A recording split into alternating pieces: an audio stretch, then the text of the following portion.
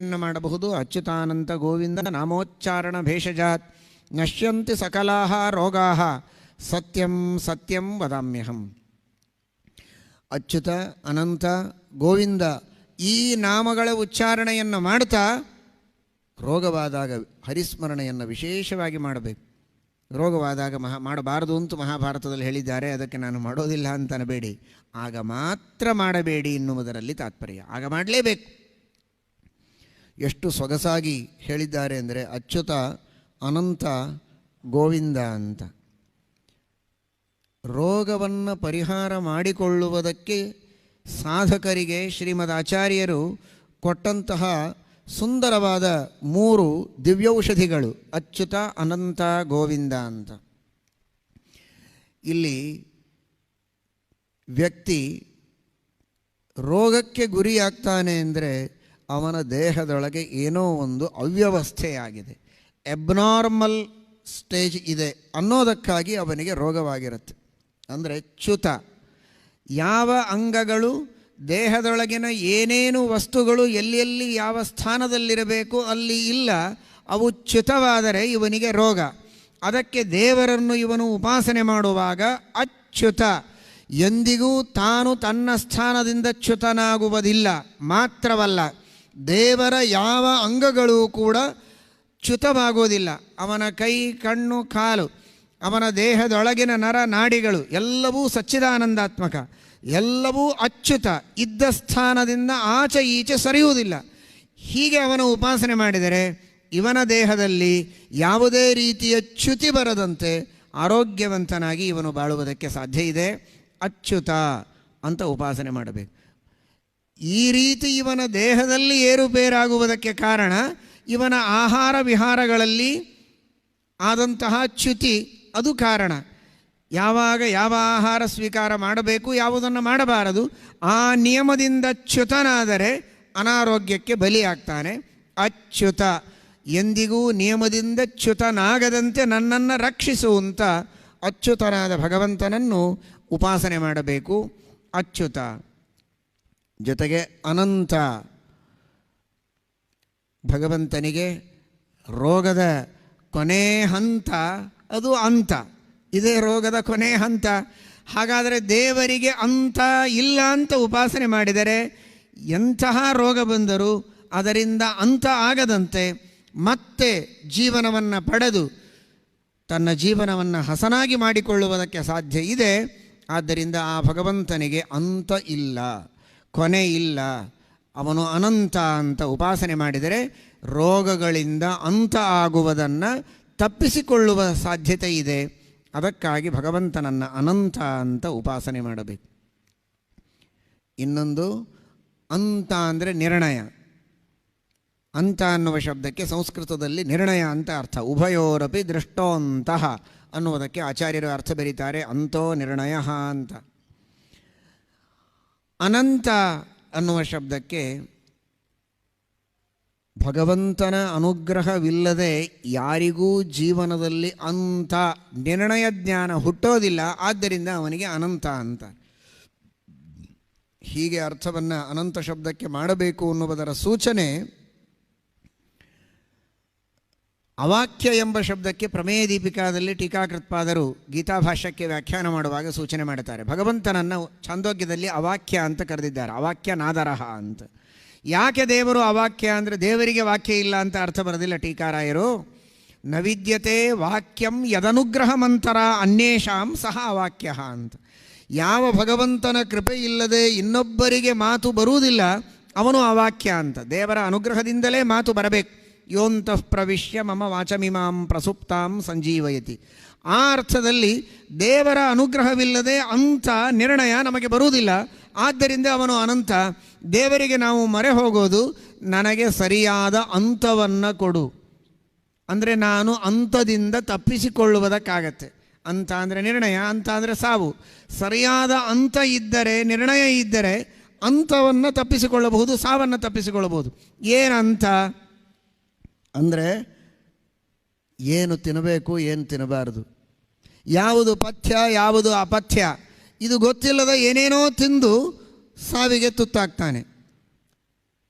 ಇವನು ಡಾಕ್ಟರ್ ಹತ್ರ ಹೋಗುವಾಗ ಅದು 4th ಸ್ಟೇಜ್ ಇರುತ್ತೆ. ಕೈ ಎತ್ತುತ್ತಾರೆ. ಕಾರಣ, ಆಗ ಅವರು ಏನು ಉಪದೇಶ ಮಾಡಿದರೆ ಪ್ರಯೋಜನಕಾರಿ ಅಲ್ಲ. ಮೊದಲು ಇವನಿಗೆ ಗೊತ್ತಾಗಿಲ್ಲ ಏನು ತಿನ್ನಬೇಕು ತಿನ್ನಬಾರದು ಅಂತ. ಹಾಗಾಗುವುದು ಬೇಡ. ಅನಂತ, ನಿನ್ನ ಅನುಗ್ರಹ ಇಲ್ಲದೆ ನಮಗೆ ಅಂತ ಇಲ್ಲ ಸ್ವಾಮಿ, ನೀನೇ ಸರಿಯಾದ ಅಂತವನ್ನು ನನಗೆ ಕೊಡು, ಚೆನ್ನಾಗಿ ತಿಳುವಳಿಕೆಯನ್ನು ಕೊಡು, ಯಾವುದನ್ನು ಮಾಡಬೇಕು ಯಾವುದನ್ನು ಮಾಡಬಾರದು, ಲೌಕಿಕವಾಗಿ ಪಾರಮಾರ್ಥಿಕವಾಗಿ. ಮಹಾತ್ಮರ ದ್ರೋಹದಿಂದ, ಪಾಪಗಳು, ಶಾಪಗಳಿಂದ ಎಷ್ಟೋ ರೋಗಗಳಿಗೆ ಬಲಿಯಾಗಬೇಕಾಗತ್ತೆ. ಅಂತಹ ಆಧ್ಯಾತ್ಮಿಕ ತಪ್ಪುಗಳು ನಡೆಯುವುದು ಬೇಡ, ಲೌಕಿಕ ತಪ್ಪುಗಳು, ಆಹಾರ ವಿಹಾರಗಳಲ್ಲಿ ದೋಷಗಳು ನಡೆಯುವುದು ಬೇಡ. ಸರಿಯಾದ ತಿಳುವಳಿಕೆಯನ್ನು ಕೊಟ್ಟು ಆರೋಗ್ಯವನ್ನು ನೀಡು ಅನ್ನುವುದರ ಪ್ರಾರ್ಥನೆ ಅನಂತ ಎಂಬ ಶಬ್ದದಿಂದ ನಾವು ಮಾಡಬಹುದು. ಜೊತೆಗೆ ಭಗವಂತ ನಾವೆಲ್ಲ ರೋಗವನ್ನು ಪಡೆದಾಗ ಅಶಕ್ತರಾಗ್ತೇವೆ, ನಿಶ್ಚೇಷ್ಟರಾಗ್ತೇವೆ, ಚೇಷ್ಟಾವಿಹೀನರಾಗ್ತೇವೆ. ಆ ಅವಸ್ಥೆ ನಮಗೆ ಬರೋದು ಬೇಡ. ಅನಂತನೋತೀತಿ ಅನಂತಃ, ಅನಿತಿ ಇತಿ ಅನಹ, ಅನಿತಿ ಇತಿ ಅನಹ. ಚೇಷ್ಟೆಯನ್ನು ಮಾಡುವ ವ್ಯಕ್ತಿ, ಚೆನ್ನಾಗಿ ಓಡಾಡಿಕೊಂಡು ಒಳ್ಳೆ ಉತ್ಸಾಹದಿಂದ ಕಾರ್ಯವನ್ನು ಮಾಡುವ ವ್ಯಕ್ತಿ ಅವನು ಅನ. ಅನಂತನೋತೀತಿ ಅನಂತಃ, ನಮ್ಮೆಲ್ಲರನ್ನ ಅನರನ್ನಾಗಿ ಮಾಡು. ಒಳ್ಳೆ ಓಡಾಡಿಕೊಂಡು ಗಟ್ಟಿಮುಟ್ಟಿಯಾಗಿ ದೇವರ ಸೇವೆ ಮಾಡುವಂತಾಗಲಿ, ಕೈಕಾಲು ಬಿದ್ದೋಗಿ ಹಾಸಿಗೆ ಹಿಡಿಯುವಂತೆ ಆಗುವುದು ಬೇಡ. ಶಯಂತ ಆಗಬೇಡ, ಅನಂತ ಆಗು. ನಮ್ಮನ್ನು ಮಲಗಿಸುವವನಾಗಬೇಡ, ನಮ್ಮನ್ನು ನೀನು ಯಾವಾಗಲೂ ಚೇಷ್ಟೆ, ಉತ್ತಮವಾದ ಚೇಷ್ಟೆಯನ್ನು ಮಾಡುವಂತೆ ಸಶಕ್ತರನ್ನಾಗಿ ಮಾಡಿ ಉದ್ಧಾರ ಮಾಡುವಂಥ ಆ ಪರಮಾತ್ಮನನ್ನು ಅನಂತ ಎಂಬುದಾಗಿ ನಾವು ಉಪಾಸನೆ ಮಾಡಬೇಕು. ಗೋವಿಂದ. ಆರೋಗ್ಯಂ ಭಾಸ್ಕರಾದಿಚ್ಛೇತ್. ಆರೋಗ್ಯಕ್ಕೆ ಸೌರಶಕ್ತಿ ಇದು ಬಹಳ ಮುಖ್ಯವಾದದ್ದು. ಸೂರ್ಯಾಂತರ್ಗತ ನಾರಾಯಣನ ಕೃಪೆ ಜೊತೆಗೆ ಆ ಭಗವಂತನ ಅಧಿಷ್ಠಾನವಾದ ಸೂರ್ಯಮಂಡಲದ ಕಿರಣಗಳು ಸೌರಶಕ್ತಿ. ಗೋ ಅಂದರೆ ಕಿರಣಗಳು, ಆ ಸೂರ್ಯನ ಕಿರಣಗಳಲ್ಲಿ ಇದ್ದು ಆ ಕಿರಣಗಳ ಮೂಲಕ, ಜೊತೆಗೆ ಚಂದ್ರ ವನಸ್ಪತಿಗಳಿಗೆ ರಾಜ, ಅವನ ಕಿರಣಗಳು ನಮ್ಮ ಆರೋಗ್ಯಕ್ಕೆ ಬಹಳ ಮಹತ್ವದ್ದು. ಕೆಲವೊಮ್ಮೆ ಆ ಸೌರಶಕ್ತಿ ಹಾಗೂ ಚಂದ್ರನ ಕಿರಣಗಳು ಇವುಗಳ ಮೂಲಕವಾಗಿ ಇನ್ನನೇಕ ವನಸ್ಪತಿಗಳೆಲ್ಲ ಬೆಳೆಯುವುದು ಭೂಮಿಯಲ್ಲಿ. ಅದಕ್ಕೂ ಗೋ ಅಂತ ಹೆಸರು. ಗೋ ಅಂದರೆ ಭೂಮಿ. ಗೌಹು ಗ್ಮಾ ಜ್ಮಾ ಕ್ಷ್ಮ. ಭೂಮಿಯಲ್ಲಿ ಅನೇಕ ವನಸ್ಪತಿಗಳನ್ನು ಹುಟ್ಟಿಸಿ ಗಾಮಾವಿಶ್ಯ ಚ ಭೂತಾನಿ ಧಾರಯಾಮ್ಯಹಮೋಜಸ ಪುಷ್ಣಾಮಿ ಚೌಷಧೀ ಸರ್ವಾಹ ಸೋಮೋ ಭೂತ್ವಾ ರಸಾತ್ಮಕಃ. ಹಾಗಾದರೆ ಸೂರ್ಯನ ಕಿರಣಗಳು ಗೋ, ಚಂದ್ರನ ಕಿರಣಗಳು ಗೋ, ಭೂಮಿ ಅನೇಕ ವನಸ್ಪತಿಗಳಿಗೆ ಆಕರ ಅದು ಗೋ, ಅನೇಕ ರೋಗಗಳಿಗೆ ಔಷಧಿ ಗೋವುಗಳು, ಗೋಮೂತ್ರ, ಗೋಮಯ, ಹಾಲು. ಇನ್ನನೇಕ ರೋಗಗಳಿಗೆ ಔಷಧಿ ಬೇರೆ ಏನಲ್ಲ, ನೀರೇ ಔಷಧಿ.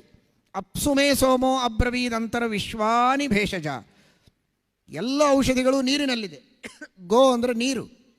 ಹಾಗಾದರೆ ಗೋವಿಂದ ಎಂಬ ಶಬ್ದವನ್ನು ಶ್ರೀಮದಾಚಾರ್ಯರು ಎಷ್ಟು ಸೊಗಸಾಗಿ ಆರಿಸಿದ್ದಾರೆ. ಅದು ಪೌರಾಣಿಕ ಶ್ಲೋಕ.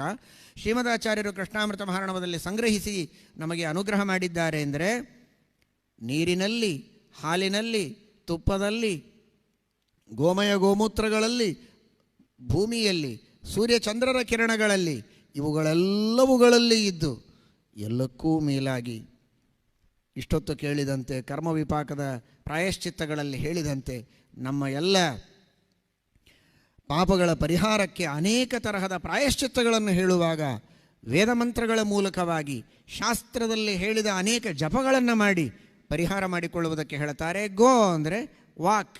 ಆ ವೇದವಾಕ್ ಅನೇಕ ಮಂತ್ರರೂಪವಾದಂತಹ ಶಬ್ದಗಳು, ಇವುಗಳಿಂದ ಪ್ರತಿಪಾದ್ಯನಾದ ಗೋವಿಂದ ಅವನು ನಮ್ಮ ರೋಗಗಳನ್ನು ಪರಿಹರಿಸಲಿ ಅಂತ ರೋಗ ಪರಿಹಾರಕ್ಕೂ ಆ ಗೋವಿಂದ ಎಂಬ ಶಬ್ದಕ್ಕೂ ಈ ತರಹದ ನಂಟಸ್ತಿಕೆಯನ್ನು ಚಿಂತಿಸಿ ಶ್ರೀಮದಾಚಾರ್ಯರು ಅಚ್ಯುತ, ಅನಂತ, ಗೋವಿಂದ ಎಂಬ ನಾಮಗಳ ಉಚ್ಚಾರಣೆಯನ್ನು ಮಾಡಿ ರೋಗಗಳ ಪರಿಹಾರವನ್ನು ಮಾಡಿಕೊಳ್ಳಿ ಅಂತ ಸೂಚನೆಯನ್ನು ನೀಡಿದ್ದಾರೆ.